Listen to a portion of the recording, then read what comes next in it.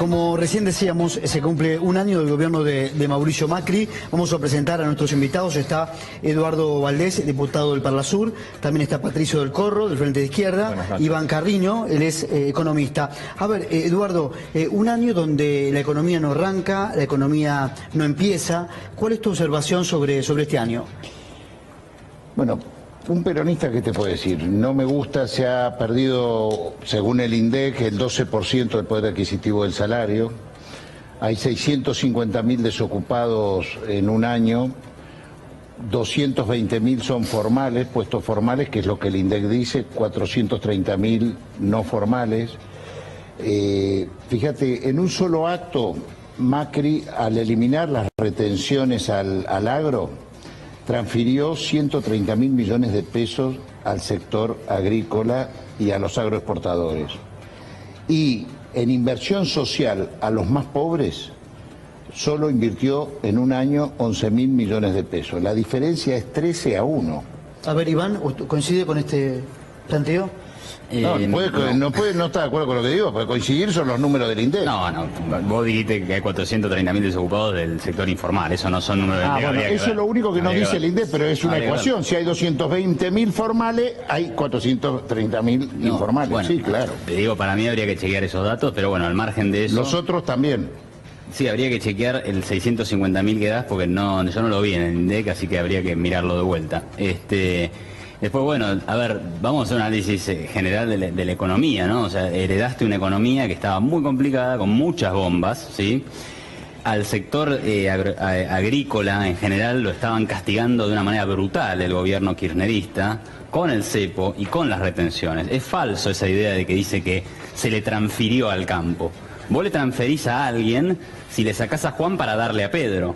Pero acá lo que hiciste fue dejarle a Juan lo que Juan produjo, ¿sí? La gente del campo produce y exporta o vende en el mercado interno. Y vos lo que hacías con las retenciones era tomar su dinero. Fue una ley. No. Fue una ley. Las leyes un gran pueden debate tomar que dinero. hubo en la Argentina que la perdió el gobierno. Las leyes pueden generar este tipo de transferencias pero la ley es votada y sacarle por los a unos para darle a otros. Y Macri lo que hizo es un decreto.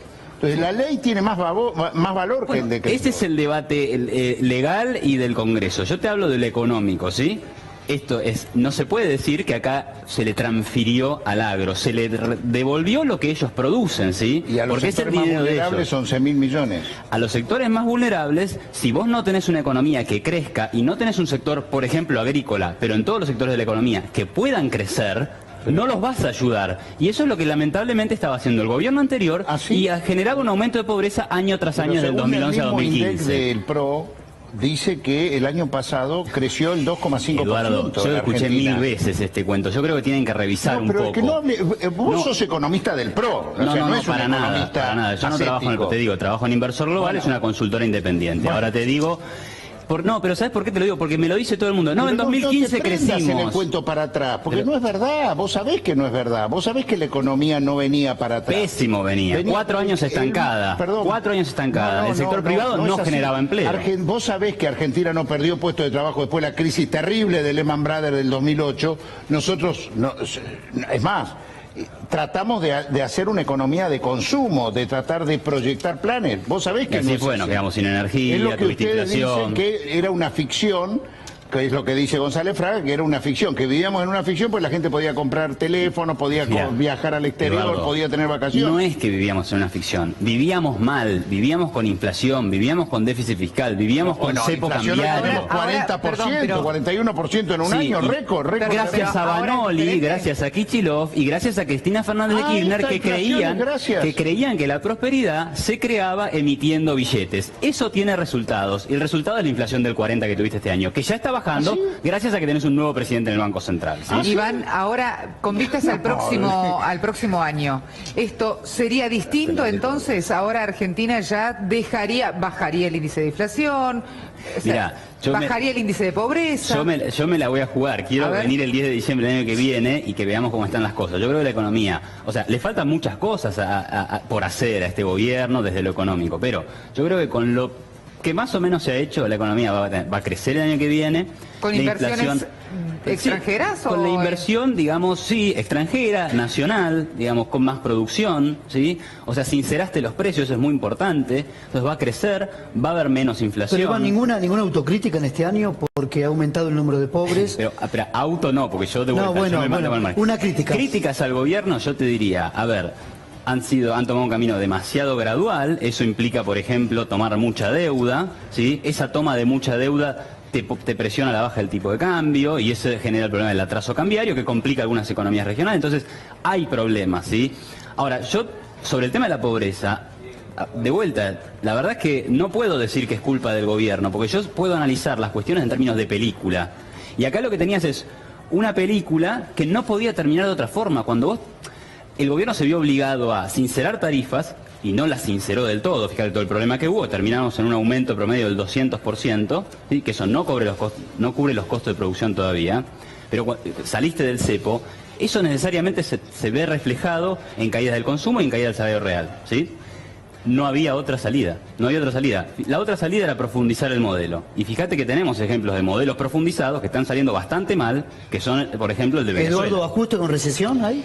No, bueno, él está claro, ahora ya lo entiendo desde dónde habla. Él pone como ese gran presidente del Banco Central. Es difícil que vengan las inversiones como usted las planteaba, porque si sigue este presidente del Banco Central, las inversiones vienen a comprarle back a intereses usurarios del 35%. Nunca van a venir inversiones a producir.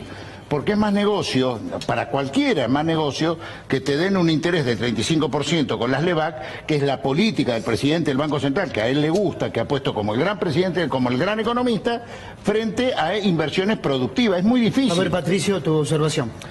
No, me parece que la situación está clara, digamos, más allá de los relatos que se puedan hacer. Nadie vive en un país de cristal en el que vende el PRO. Sabemos que la situación está peor, que hay miles de nuevos despidos.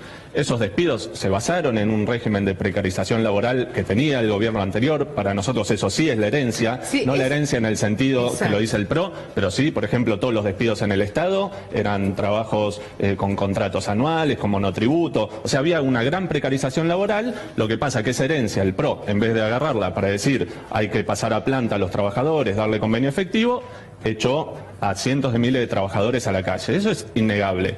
Después me da gracia que se diga que el tarifazo fue gradual.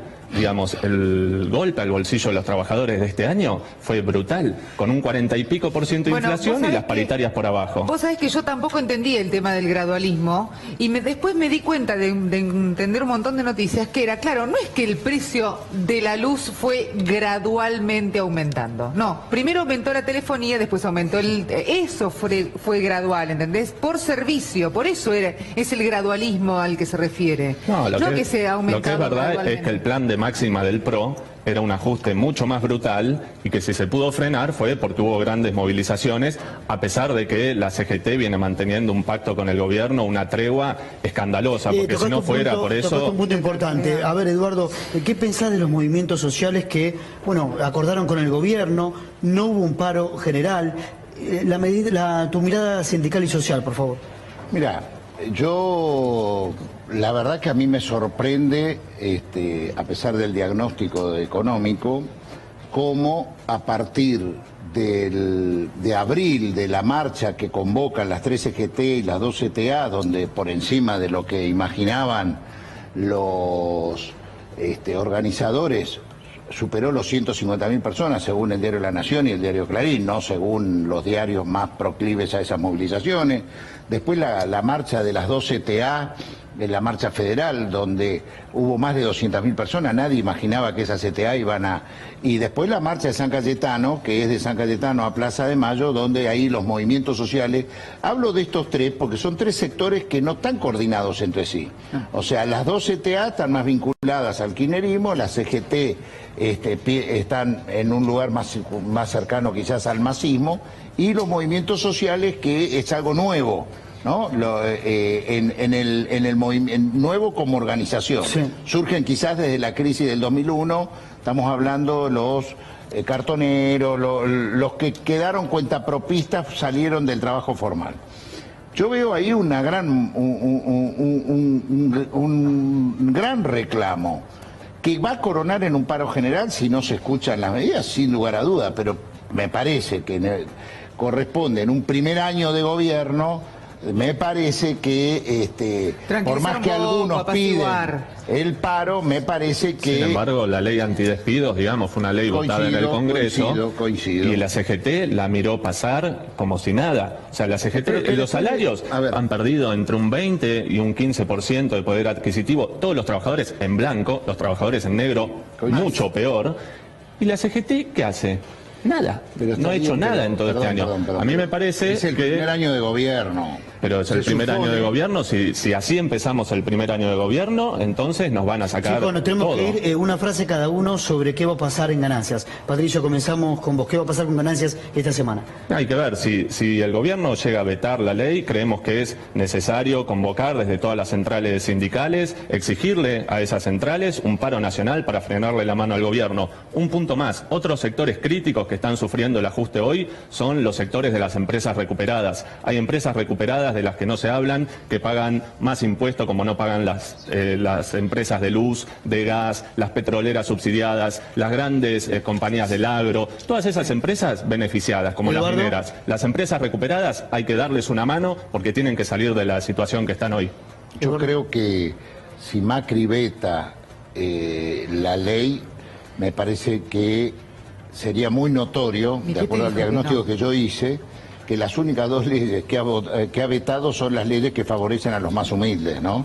Me parece grave error, sobre todo un hombre que dijo al día que llegó al gobierno que en su gobierno ningún trabajador iba a pagar ganancias. Iván. Sí, para mí el tema de ganancias es 3 puntos, digamos. Lo primero, que la diferencia de gasto que genera el proyecto del masismo y Kichilov es de 43.000 millones. Entonces mi propuesta para el gobierno es la siguiente. Primero tiene que aceptar la baja de ganancias, bajar impuestos siempre es positivo y es bueno para todos, hay que bajar impuestos. Lo segundo es vetar todo nuevo impuesto. ¿Sí? Es una ensalada tributaria lo que ha armado Kichilov y el resto de los diputados, una ensalada tributaria que cobra más impuestos en un país que tiene 96 impuestos diferentes. Basta, por favor. Y lo tercero, bajar el gasto por la diferencia, por los 40.000 millones de pesos que sobran en comparación con su proyecto. Tiene que bajar el gasto. La sufren los trabajadores. No, tiene que bajar el gasto público porque Argentina necesita menos presión fiscal. Es una pena porque no llegamos con el tiempo, nos ha llevado puesta la información, nos convocamos para otro sábado y poder realizar este debate. Y además Eduardo debe tener información, porque él fue ex embajador del Vaticano. ¿Cuándo viene el Papa Francisco a la Argentina? 2018. 2018, ahí está. Hacemos una pausa en Remix de Noticias, después volvemos.